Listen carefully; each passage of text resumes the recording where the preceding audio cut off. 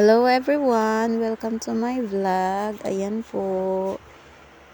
At gumagawa po kami ng bulaklak para sa February. Kasi sa darating po na February ay may parade po kami at may dalawang pares ng muse po kami.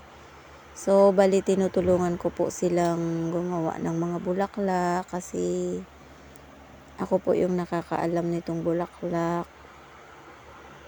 Tinuruan ko po sila kung paano gawin, and then nag-volunteer po ako na ako yung gagawa ng mga bulaklak.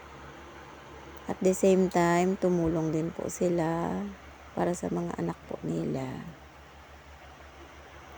Kasi kahit sa February pa po, mas maaga naming ginawa para hindi kami maano sa oras, kapusin ng oras kasi po nagpa-practice pa kami lagi ng sayaw para sa calisthenic yung mga bata.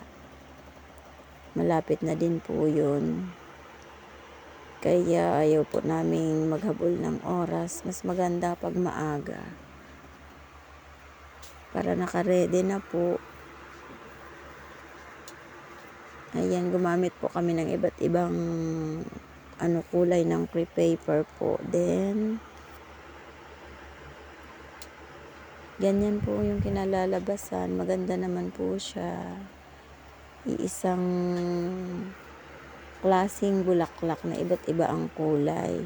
Para hindi naman po magmukhang yung float nila pag na-decoration na namin. Kasi natuto din po ako nung nag-parade yung anak ko ako lang din po gumawa ng bulaklak.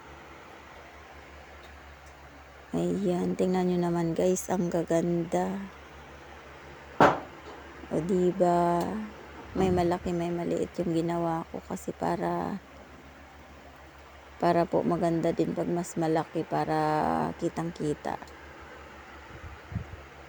Yan, iba't ibang kulay po. Ayan, nilagyan ko po ng twist. Maganda naman po siyang tingnan. Yan, ang ganda din po ng white. Then yung yellow. Lahat naman po sila magaganda tingnan. Ayan, tuwang-tuwa po yung mga nanay habang gumagawa kasi mababawasan na yung problema nila. At least may nakaredy ng mga bulaklak para sa kanilang float decorations. At ako naman po, pag maraming oras, wala naman pong problema. Kaya yan, gawin ng paunti-unti. Nakatatlong ganyan na po kami nagawa. So, baka na po, isang sako na. Kunti na lang po yung kailangan namin. Ayan, salamat po sa mga sumusuport at walang sawang nanonood sa mga vlog ko. Thank you very much. Bye-bye.